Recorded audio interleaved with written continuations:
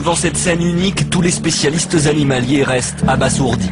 Une incroyable histoire qui remet très sérieusement en doute notre conception de la vie sauvage. Nous sommes dans le parc national Kruger, la plus grande réserve animalière d'Afrique du Sud. Plus de 250 espèces cohabitent sur ce vaste territoire. Et parmi elles, les impalas, qui sont ici plus de 150 000. C'est une espèce qui est très nombreuse, partout dans la savane. Disons que c'est le gibier quotidien de pratiquement tous les carnivores, que ce soit les lions, les hyènes et même les crocodiles.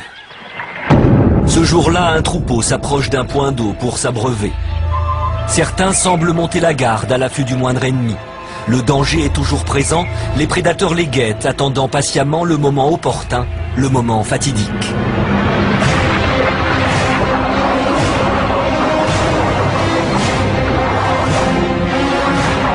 L'impala, que soit mâle ou femelle, n'a pratiquement aucune défense en dehors de la fuite. Donc lorsqu'il est dans l'eau et qu'il est capturé par un crocodile, il n'y a pas de fuite possible.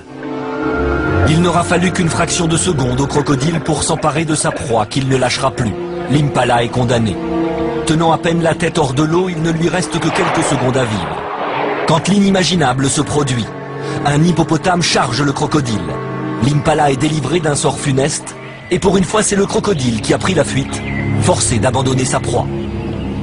On est face à un comportement assez surprenant, assez extraordinaire, où l'hippopotame porte secours à un animal avec lequel normalement il n'a pas vraiment de relation. C'est très rare, en milieu sauvage en particulier, d'avoir ce genre d'image. C'est assez exceptionnel. Je n'ai pas le souvenir d'avoir assisté, ni moi ni quelqu'un d'autre, à des scènes semblables.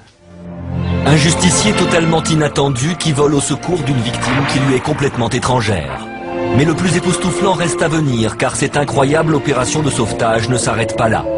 L'hippopotame reste près du blessé comme on reste au chevet d'un malade.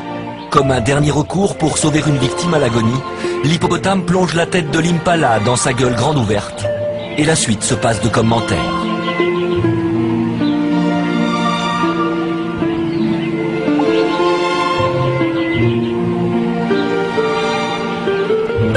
L'hippopotame essaye par un moyen qui lui est propre de réinsuffler un peu de vie. Il n'y a pas de raison que deux individus, même s'ils ne sont pas de la même espèce, n'aient pas un minimum de relations d'entraide et de sauvegarde. C'est presque de l'assistance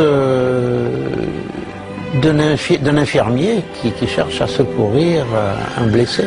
Finalement, l'hippopotame accomplit un gestuel qui est peut-être courant, mais que nous ignorions.